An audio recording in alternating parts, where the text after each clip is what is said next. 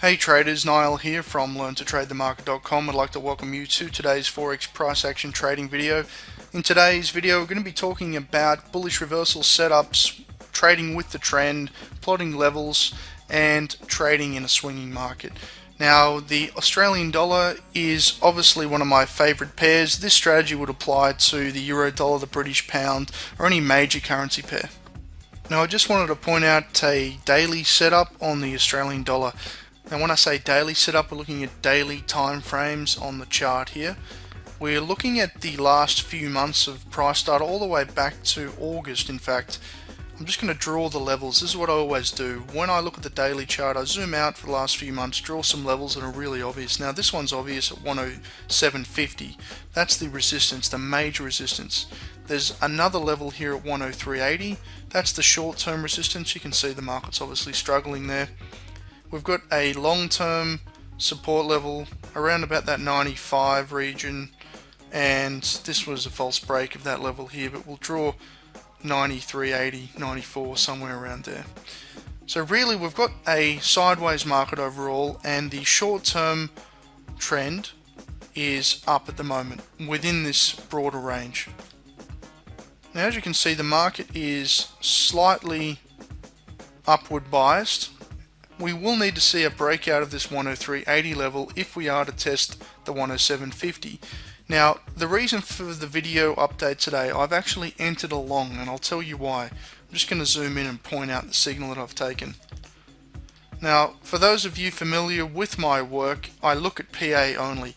I'm looking at a raw price chart here. You'll notice there's only levels and candlesticks or bars. I'm not looking at any indicators, nothing haphazard, nothing fancy, there's no magic here. Alright, I use my mind, my brain, and my trading plan to make all my trades. Now, there is never going to be the same pattern twice, but what you look for is something very similar, something that we call our edge. And that edge, for me, is when we see a reversal bar, a bullish reversal, a pin bar, a hammer bar, something like that. We can see we had one here, and that was when the 102 area was respected. The market broke out, then we retested this area and held. The market is now consolidated, and we are just chopping around under that 103.80 level. We've since seen a massive bullish reversal bar, pin bar reversal, just under that 103.80 level. We actually moved down to test that 102.20 region on Friday. Somewhere around there was the low. We rejected all the way into the close, and that signals to the world really that lower prices aren't acceptable. They want to take this market higher. When you see these tails, that's this thin part of the bar. When you see that tail, it signals bullish momentum. Obviously, if it's the other way around, it's bearish momentum. But because we're above this level at 102, the market tried to sell off down towards that support, and then they pushed it back up into the close. When I say they, I'm talking about the big boys, the banks. They've got in there, they've put their buy orders in the market, and they've come in with a bias into Friday afternoon. We want to buy it. So on Monday, naturally, the market is now trying to move higher. We did gap down. There was a little bit of bad news over the weekend about some downgrade. I don't really care. I don't look at fundamentals.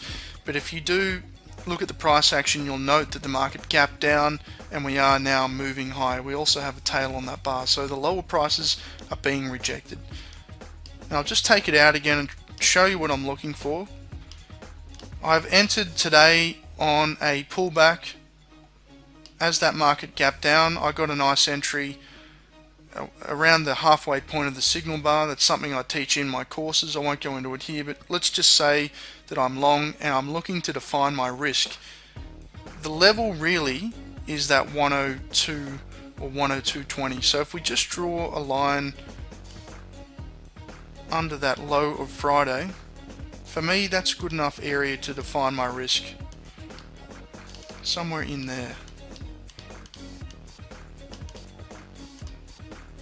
So if the market breaks down, I don't want to be long. I'll stop myself out of the position and look for the next trade. Now that I'm long, I will stay long until the market breaks back below that low of Friday, below support. Now, when you're trading, if you found your entry signal, you need to look for the most logical upward target. And because the recent highs are 103.80, that's where I'm looking for this market to go. I also need it to make sense in terms of risk reward. Now, I won't go into risk reward.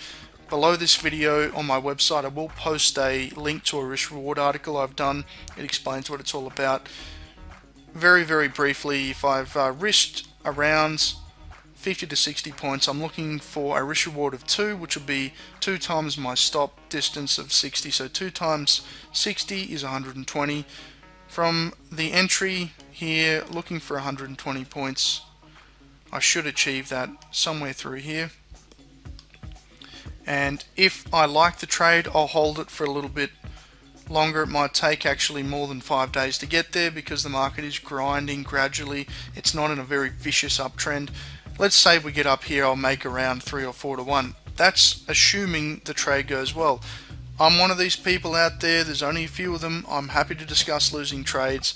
This might turn around, disclaimer, it could actually stop me out. It could stop you out if you entered the trade. So just be mindful that trading does carry a risk. Of course, you do manage your risk correctly. Losses are part of the game, and you'll see if you follow my commentary, sometimes I make good calls, sometimes I make bad calls, but hopefully in the long term there is an edge by following price action.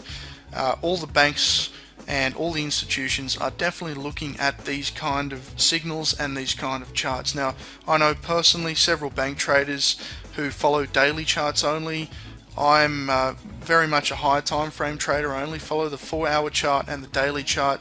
There's a reason for that, is that if you were to look at a daily chart, it really factors in a full 24 hours of views around the world. So all the sessions around the world are factored into that daily bar. All the opinions and all the biases in all the prop desks, bank traders desks, everywhere that there is a trader, they've had an opinion and they've had the day to think about it. So I like to look at that daily close, believing that's the truest data possible. That's really all I've got today. I just wanted to point that signal out. As I said, not sure where it's going to go. Hopefully it does get up towards that 103.80 level and progresses through there. We're going to need to break out to get up towards that 107.50 level. I'll just quickly zoom out again and show you. That's the ultimate longer term swing up is 107.50. Could take even another 15 days to get there, but if that low at 102 holds here, that's where I think it's going.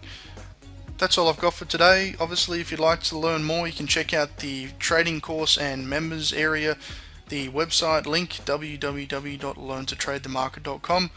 Hope it helps. See you in the next video. Take care.